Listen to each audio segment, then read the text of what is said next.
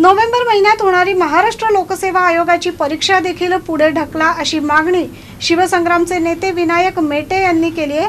आज त्यांनी नाशिकमध्ये पत्रकारांशी संवाद साधला, त्यावेळी ते बोलत होते।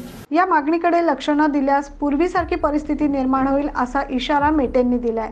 ऑक्टोबरला MPSCची पुढे ढकलून माननीय मुख्यमंत्री आणि उपमुख्यमंत्र्यांनी चांगलं काम केलेलं आहे, त्याबद्दल मी त्यांचं शिवसंग्राम आणि मराठा समाजाच्या वतीनं मनपूर्वक आभार व्यक्त करतो। पण त्याचबरोबर येणाऱ्या 1 नोव्हेंबर आणि 22 नोव्हेंबरच्या परीक्षा ज्या आहेत, ज्यामध्ये मोठ्या जागा आहेत, त्या संदर्भात मात्र अजिबात निर्णय घेतलेला नाही। तर मागच्यासारखीच परिस्थिती निर्माण होऊ नये म्हणून माझी मुख्यमंत्री आणि उपमुख्यमंत्र्याला विनंती आहे की ताबडतोब तो परीक्षा पुढे ढकलण्याचा सुद्धा निर्णय ताबडतोब आपण घ्यावा आणि तशा सूचना MPSCला कराव्यात। तर MPSC अधिकारी समाजात गैरसमज निर्माण करत असल्याचा आरोप देखील नेटे यांनी केलाय।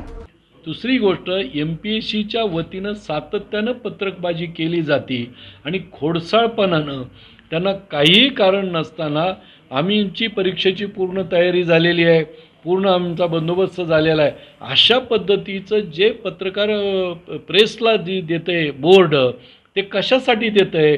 म्हणजे समाजामध्ये भांडणं लावायचा प्रयत्न तिथले लोक करतायत का? आणि असं जर करत असेल तर MPSCच्या अधिकाऱ्यांना समज ही मुख्यमंत्र्यांना दिली पाहिजे आणि अशा पद्धतीचं काम त्यांनी करू नये म्हणून सुद्धा त्यांना बोललं गेलं पाहिजे। त्यासोबत आरक्षणामुळे ज्यांचे प्रवेश अर्धवट राहिले आहेत अशा विद्यार्थ्यांबाबत शासनाने ताबडतोब निर्णय घ्यावा अशी मागणी देखील मेटे यांनी केली आहे।